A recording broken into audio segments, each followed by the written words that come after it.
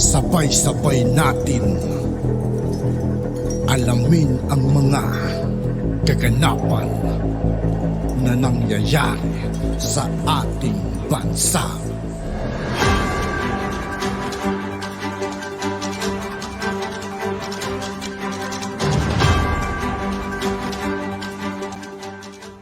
Yo, what's up mga kaibigan? This is I2K po again.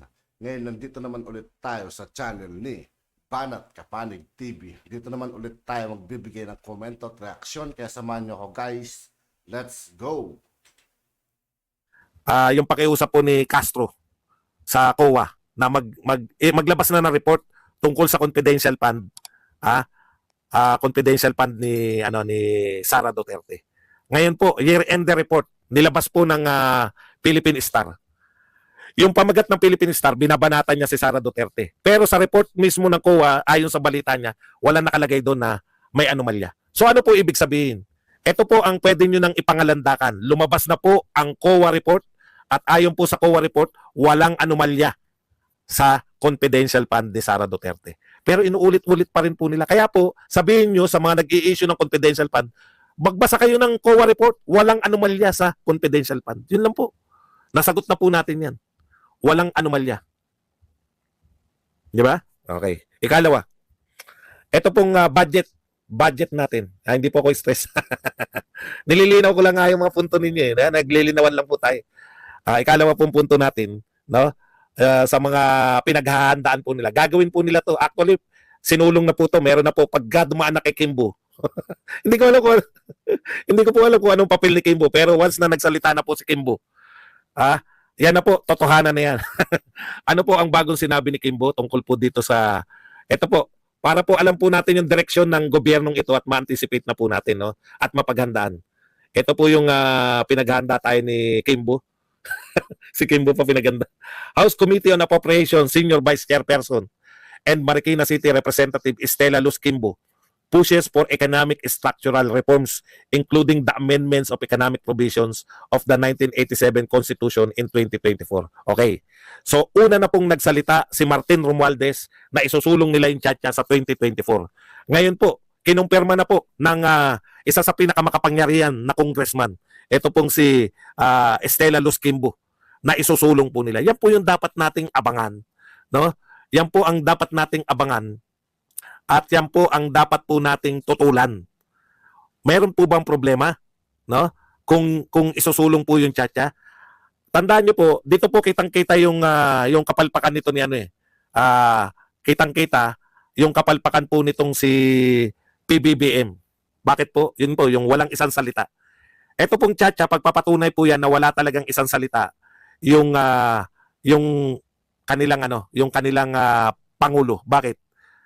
February 2023, no? Sinabi po niya na February 2023, 2023 pa lang sinabi ni Pangulong Marcos, hindi niya pagtutuunan ng pansin niyang tiyatya.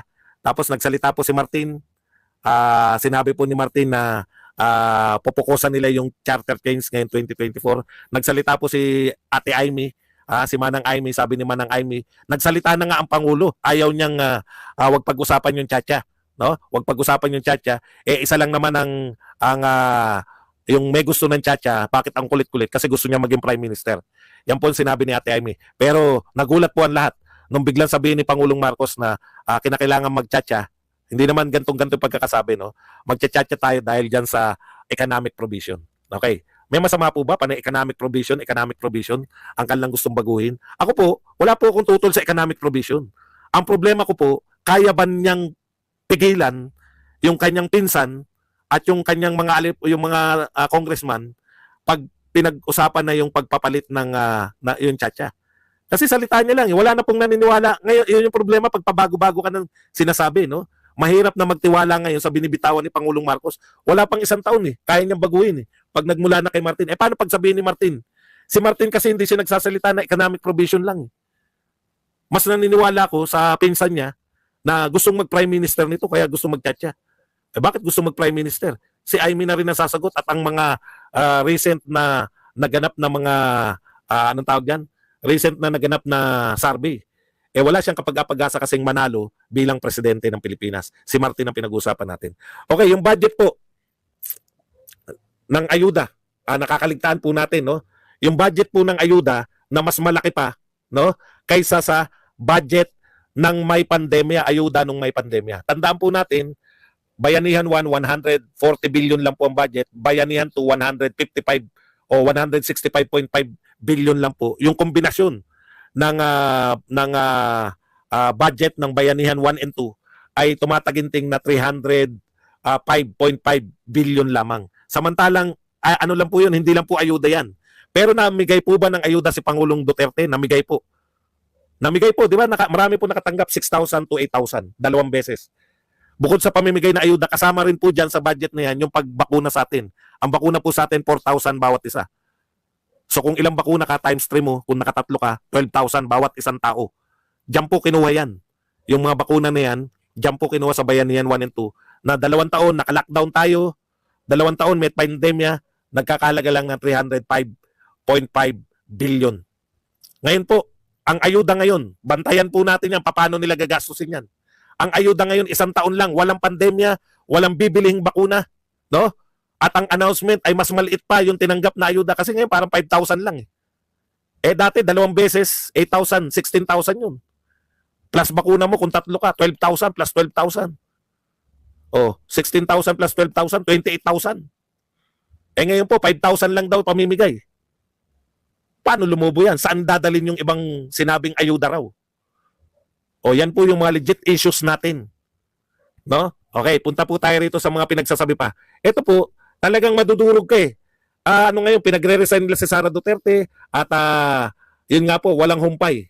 Isa lang po masasabi natin, no?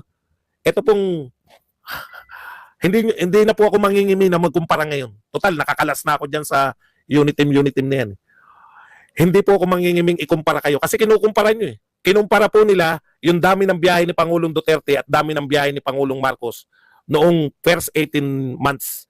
Kaya po may issue sa dami ng biyahe ni Pangulong Marcos ngayon dahil ang mga naiuwi ni Pangulong Marcos panay pledges. At yan lang po yung pinagmalaki, yung pledges. Same year, same po na panahon, napakarami na pong proyekto ni Pangulong Duterte. Nagbibilang na po tayo ng mga barangay, nagbibilang na po tayo ng milyon-milyon na natukhang. Opo, ang ibig po sabihin ng tukhang, hindi po patayan.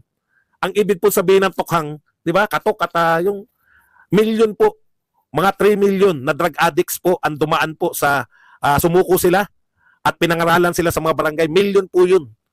Kaya po, yung mga namatay po, kung ilan lang po yan, wala pa po yung 5,000. No? Kaya po ikukumpara nyo kung sinasabi na lahat na lang, patay-patay, kung paano mag-present si Maria Ressa sa war on drugs. Ha?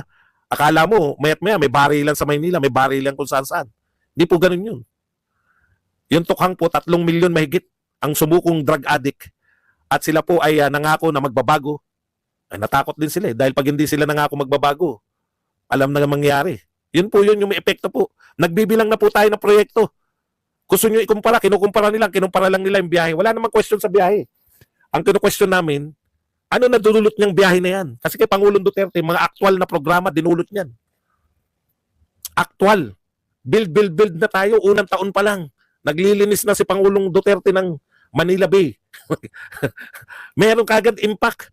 Hindi po ako nagkukumpara niya, kayo nagsimula niyan eh. Alam niyo kung bakit nila ginagawa yan? Walang mapagmalaking programa. Lahat ng problema ngayon ng Pilipinas, ibinibintang nila kay Duterte. Ibibintang nyo lang pala kay Duterte lahat ng problema. Bakit pa kayo namuno? Wala naman pala kayong gagawin. Si Duterte, may problema, nilulutas. Kayo, may problema, ibintang kay Duterte. Ito, mga vlogger nyo, di ba? Wala kayong katapusan na, pati yung West Philippine Sea, ibibintang nyo kay Duterte. Yung problema natin ngayon, sa West Philippine Sea, ibibintang nyo kay Pangulong Duterte. Kung hindi, walang kakayahan yung amo nyo, nalutasin lahat ng problema, sabihin nyo sa amo nyo, magbitiw na at ibigay sa Duterte kay Sara. Ang mga Duterte, ang tatak ng Duterte, may problema, kayang lutasin. Kayo, mas masahol pa kayo sa mga dilawan. Ha? Hindi nyo kayang lutasin yung problema, resign Sara ang panawagan. Anak ng pupang mga vlogger yan. Pag re-resign nyo si Sara Duterte, anong kinalaman ni Sara Duterte? Pag nag-resign ba si Sara Duterte, wala na problema ang Pilipinas? O tinitiyak ko sa inyo, Pag nag-resign yung amo nyo, titino na ang Pilipinas. Hindi ko sinabing walang problema. Pero titino. O, unang taon ni Duterte, bawas na kagad ang crime rate. Ngayon po, tama po yun, nababawasan yung crime rate. Pero yung mga importanteng crime rate, tulad ng homicide at murder, eto po, ayon po sa PNP to, no? Sabi nila, maganda pa yung maganda pa yung bumaba ang crime rate ngayon sa Pilipinas, maliban sa homicide at murder. Yung mas malalalang krimen, yun po ang dumami. Siguro yung bumaba, yung pagnanakaw, at iba pang krimen. Wala po may pagmalaki. Kaya siraan na lang yung dating Pangulo. Yung po ba gusto ninyo? Ayan po ginagawa nila eh. Ano naman paninira nila? Pro-China, pro-China. O, ulitin ko lang po ito pro-China pala, bakit kayo nakipagligawan kay Sara Duterte? Kayong mga vlogger na nakikisigaw ng, ano ba sigaw? Yung At yun nga po mga kaibigan, dito po nagtatapos ang ating reaction video. Muli ako po si I2K ng Sundalo ng Dunggalo. Maraming salamat sa patuloy na pagsuporta. Yeah, peace out.